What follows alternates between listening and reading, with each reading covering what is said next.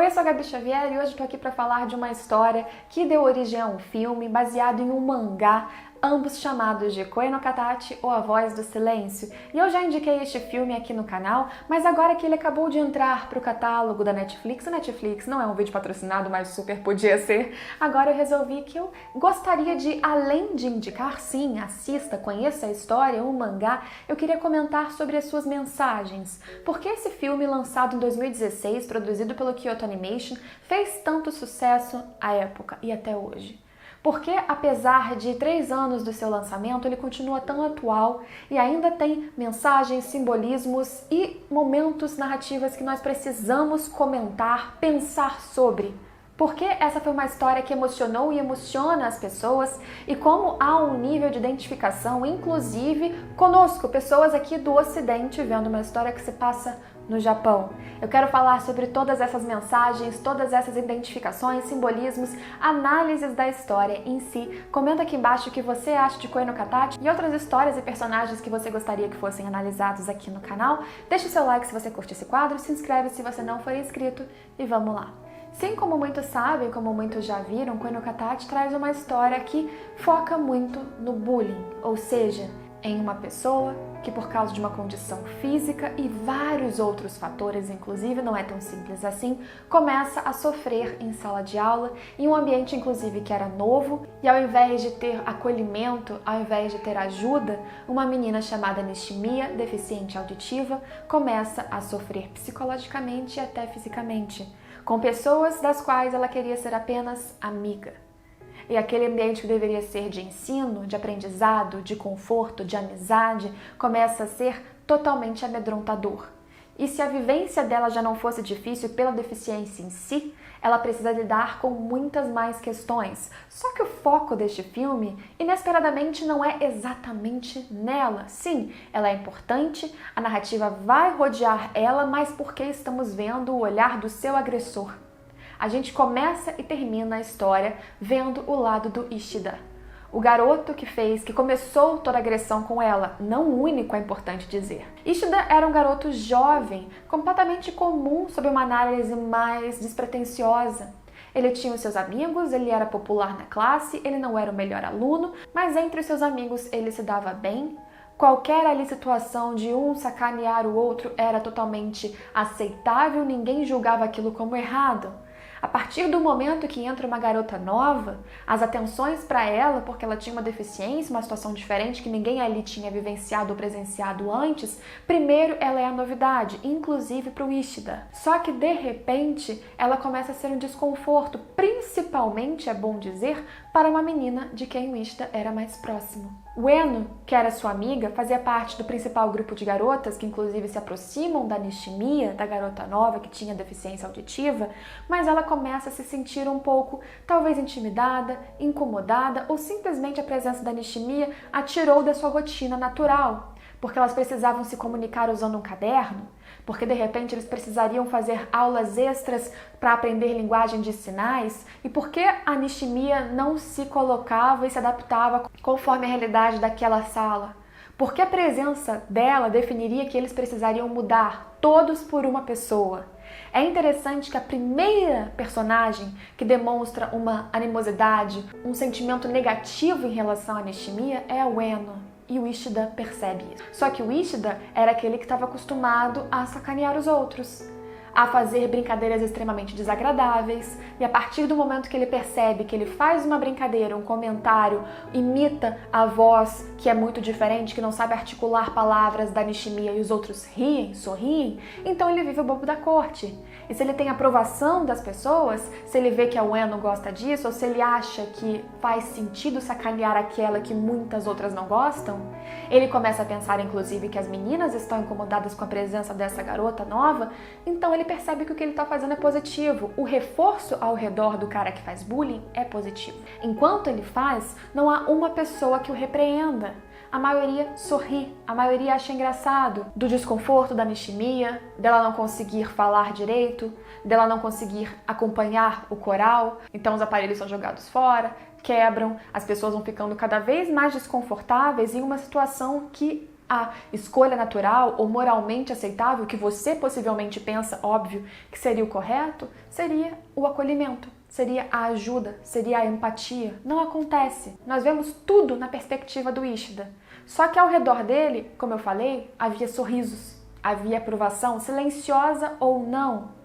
O comentário mais negativo que ele podia receber é: nossa, isso foi demais, mas num tom muito ameno. Não houve entre seus amigos ou conhecidos, colegas, qualquer um que o repreendesse ou qualquer um que defendesse ativamente a Nishimiya. Numa situação dessa, em que o bullying acontece, o que o filme mostra pra gente é que há vários papéis para além do agressor ativo que seriam importantes para poder acabar com isso, ou que foram importantes para reforçar esse estímulo negativo, para reforçar os efeitos e consequências em cima dessa vítima. Tanto é que o sistema se consolida tão fechado entre pessoas que não percebem a sua importância ou culpa no reforço dessa situação que está acontecendo, que no momento em que o agressor é culpado, porque obviamente com vários aparelhos auditivos sendo quebrados, sumindo, a mãe dessa menina acaba tomando ciência da situação e vai até o colégio, então a pessoa que faz isso precisa ser punida. Quando o agressor principal, que o professor até identifica, é punido,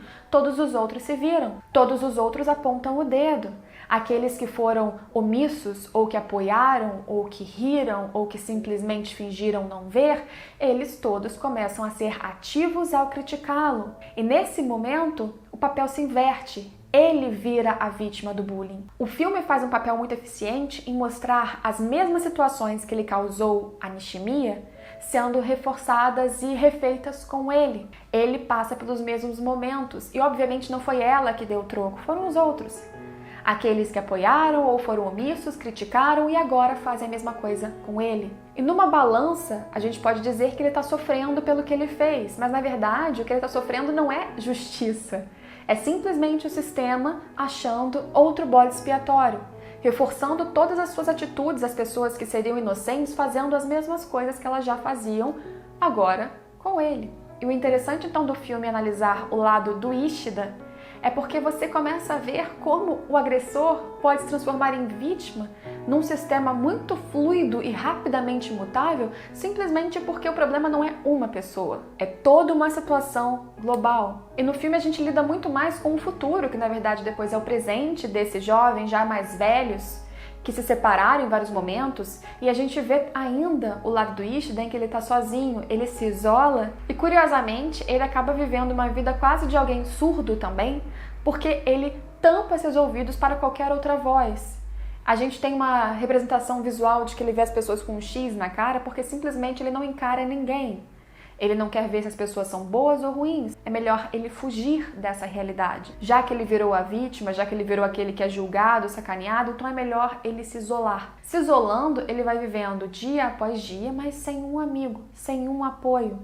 E nesse tempo todo, ele vai pensando justamente da Nishimiya em tudo que ele fez, em tudo que ele causou. A culpa cresce nele, porque sem falar com os outros, sem se relacionar, obviamente ele vai pensando e racionalizando tudo que causou essa situação em que ele estava naquele momento, naquele presente. Já a Nishimiya, por outro lado, ela sempre pareceu muito passiva. Ela queria fazer amizade no passado com o seu próprio agressor.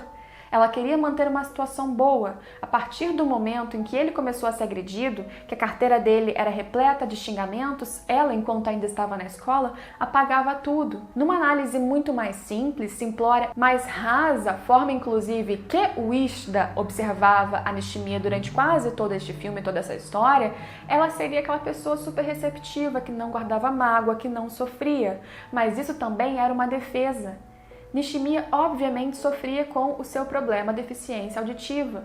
Quando ela vai no médico e recebe um diagnóstico negativo sobre um dos seus ouvidos, ela fica arrasada. Ela se vira neste mundo, ela se acostuma com a forma de viver, mas óbvio que tudo a atormenta. E naquela situação em que ela foi a vítima, ela também se culpou porque ela era errada. Porque ela, como a Ueno pensava, por exemplo, provocou uma instabilidade naquele local, provocou problemas para o Ishida E mesmo depois de sair daquele colégio, mesmo depois de estar em um ambiente mais acolhedor, a princípio, ela ainda se sentia culpada. De novo, para além de todos os sofrimentos, para além daquela capa de menina tranquila, feliz, sempre receptiva, que não guardava mágoa, ela tinha muita dor. E quando o Ishida se aproxima dela, porque ele tinha vontade de ser amigo, a princípio é muito mais claramente uma situação em que ele quer expiar a culpa, em que ele quer se aproximar daquela que um dia tentou ser amiga dele, mas que ele respondeu tão mal e causou tanto mal. É muito mais uma vontade egoísta do que uma vontade de compreendê-la, de estar perto dela e deixar ela falar. Tanto é que a desculpa, que o pedido de desculpa sincero e honesto sobre tudo que ele fez no passado só acontece no finalzinho do filme. É claro que ao longo deste percurso todo dele se aproximando dela, ele gosta, ele realmente, genuinamente passa a se preocupar com ela. Ambos se aproximam, só que o importante que a gente descobre em Koe no Katachi é que justamente a voz do silêncio muitas vezes é a falta de expressão, a falta de abertura sobre quem você é e o que você sente, como isso pode ser massivamente prejudicial. A Nishimiya não falava quais eram suas mágoas, não verbalizava todo o seu ódio, sua raiva, sua dor, seu sofrimento, suas preocupações, angústias. Ao mesmo tempo, o Ishida também estava guardando uma culpa, guardando uma mágoa, mas ao invés de conversar com as pessoas, conversar com pessoas inclusive que deram as costas apesar de serem quase parceiros no seu crime, parceiros no bullying que ele cometia, ao invés de falar com a Nishimiya e ser totalmente honesto sobre o que ele fez, honesto sobre o que ele queria, era sempre com ressalvas, era sempre meia palavra. Tanto é que a gente abre o filme, inclusive, com ele tendo vontade de se matar. Ele se aproximaria da Nishimiya como uma expiação, mas sem expiar de fato os seus pecados, os seus problemas, os seus erros. Ele devolveria o dinheiro que a sua mãe um dia gastou muito, quando ela precisou devolver para a mãe da Nishimiya o custo dos aparelhos auditivos que ele mesmo, Ishida, estragou, mas cumprindo esses requisitos, ele poderia morrer. Por quê? Porque em nenhum momento ele resolveu de fato as suas mágoas. Quando a Nishimiya chega no final e apesar dela estar próxima do Ishida, aparentemente uma situação boa, ela tenta morrer, ela tenta se matar, é uma representação de um somatório de problemas e de falta de discurso, falta de abertura, de liberar os sentimentos que faz ela chegar nesse ponto. Como eu disse, ela sofre desde o início, sofre por causa da situação em si, sofre por causa do que ela sofreu diretamente causado pelos outros, sofre também porque ela acredita que as consequências negativas dos outros que fizeram mal para ela também são culpa dela mesma, como se a sua própria existência causasse um mal, o que é absurdo, mas ela guarda para si e ela vai alimentando aquilo. Em toda situação que uma pessoa ativamente chega para ela como a Ueno e fala isso, fala para ela que ela causou a instabilidade, que ela acabou com a vida de todos, isso apenas reforça o que já está dentro dela. É por isso que quando ela está no festival de verão vendo fogos junto com o Ishida, com a sua família, aparentemente está tudo bem, ainda assim ela tem vontade de tirar a própria vida. E o problema não são só esses dois. Como eu falei, há vários outros papéis mais passivos que são importantes para a gente entender como essa dinâmica de relacionamento, nesse caso mais no núcleo escola, tem e reúne vários problemas de comunicação que acabam explodindo em problemas reais, em problemas graves. A gente vê outros papéis da pessoa, por exemplo, que aparentemente é a boazinha, a que se preocupa, a que de fato genuinamente não gosta de ver aquilo tudo acontecer, mas que tem medo. Tem medo das pessoas que estão praticando agressão, portanto não fala nada. Vê a outra que ela se preocupa, que ela gosta, sofrendo, mas se omite. Vai embora, inclusive, da escola depois e não fala mais sobre isso, embora ela se atormente. Aliás, os seus medos são problemas que a atormentam, que a travam, que a fazem se sentir mal, que também impedem ela de encarar o rosto das pessoas muitas vezes. Ou talvez a outra que seria a perfeita de fato, a líder da turma, a que faz apenas coisas boas, não fala uma palavra ruim, mas que ri do bullying, ri das coisas ruins que o Ishida ou outras pessoas faziam e, portanto, ela é completamente conivente. Mas se a perguntarem se ela fez alguma coisa, se ela aceitou, se ela colaborou, jamais ela admitiria, porque isso iria contra totalmente a imagem que ela tenta mostrar para os outros, que ela tenta propagar. Ou temos a personagem que então tem claramente uma raiva daquela que trouxe a instabilidade para sua rotina, como se a sua vida tivesse mudado totalmente, não pelas suas próprias atitudes, mas pela presença da outra. Não tem como você percorrer a sua vida sem lidar com problemas, sem lidar com interferências. Você não pode culpar exatamente a presença simplesmente de outra pessoa pelo que aconteceu com você, se as consequências são, sobretudo, por causa das suas atitudes, das suas escolhas. Koe no Katachi, numa análise simples, lida com um bullying de uma pessoa contra outra menina que tem deficiência auditiva, mas essa é uma linha e uma dinâmica que representa apenas um dos perfis e uma das análises deste filme. Sem os outros personagens, sem essa teia que definiu todas as consequências para a vida da Nishimiya e também do Ishida e de um ou outro, sem essa retroalimentação de pessoas que precisavam se comunicar mais, de pessoas que precisavam se expressar mais e olhar dentro de si mesmas, observar os seus problemas, as suas falhas, os seus medos, sem isso tudo construído, Koe no Katachi não traria a mesma mensagem. A voz que está escondida no silêncio é a voz dos sentimentos da Nishimiya, é a voz dos sentimentos do Ishida, do medo, da mágoa, da raiva, de todas essas outras pessoas que também precisam falar mais, se expressar mais e ouvir mais. No final, especialmente no filme, a gente tem um foco muito grande no Ishida conseguindo finalmente olhar e escutar todos os outros. E eu gosto muito das representações visuais da adaptação da Kyoto Animation, porque eles privilegiam muito a mensagem de que olhar para as pessoas, olhar em volta, olhar para o outro, melhora a sua percepção de si. A gente tem o filme todo a representação visual de uma gota que cai na água e produz aquelas ondas que vão se ampliando. Para mim, isso é apenas para mostrar como uma pequena atitude, uma pequena palavra, uma pequena expressão pode ampliar, tanto negativamente quanto positivamente, qualquer situação. Por isso, para mim, Koe no Katachi, A Voz do Silêncio, é uma análise muito maior sobre o ser humano, muito mais do que o bullying direto, porque sim, isso é importante, sim, isso é assunto, mas se você notar, isso foi o comecinho do filme. O problema de relacionamento, o problema de diálogo, o problema de expressão e o problema de cada uma das personalidades e os efeitos em cada um disso, isso era muito mais importante. Inclusive, ele também nos núcleos familiares, do próprio Ishida com a sua mãe, com a sua sobrinha, ou da Nishimiya com a sua irmã, que também protagoniza vários outros problemas, inclusive também da sua própria identidade, porque é a própria avó da Nishimiya e da Yuzuru que fala para a irmã mais nova, Yuzuru, que ela precisa se compreender antes de tudo, se olhar antes de tudo, antes de querer resolver os problemas da própria irmã mais velha. Então, há várias nuances de mensagens e relacionamentos que me encantaram neste filme, sobretudo depois quando eu li o mangá. Com este vídeo eu concluo os meus pensamentos do porquê eu acredito que Koe no Katachi foi um filme muito bom e por isso fez sucesso desde 2016, não simplesmente porque era um filme animado, bonito, porque tinha um romance, não, porque é muito mais do que um romance. A gente lida muito mais com problemas pessoais, com pessoas que têm diversas questões psicológicas e depois elas mostram isso ou não no seu dia a dia, do que simplesmente uma história de amor e de um bullying, um caso de reviravolta. Não, é bem mais que isso. Espero que eu tenha conseguido passar um pedacinho, 1% do que o filme pode passar para você. O filme é muito mais que isso e traz luz a uma obra que também já é excelente no mangá e que se desenrola e tem alguns desmembramentos maiores e diferentes do que a gente viu na adaptação.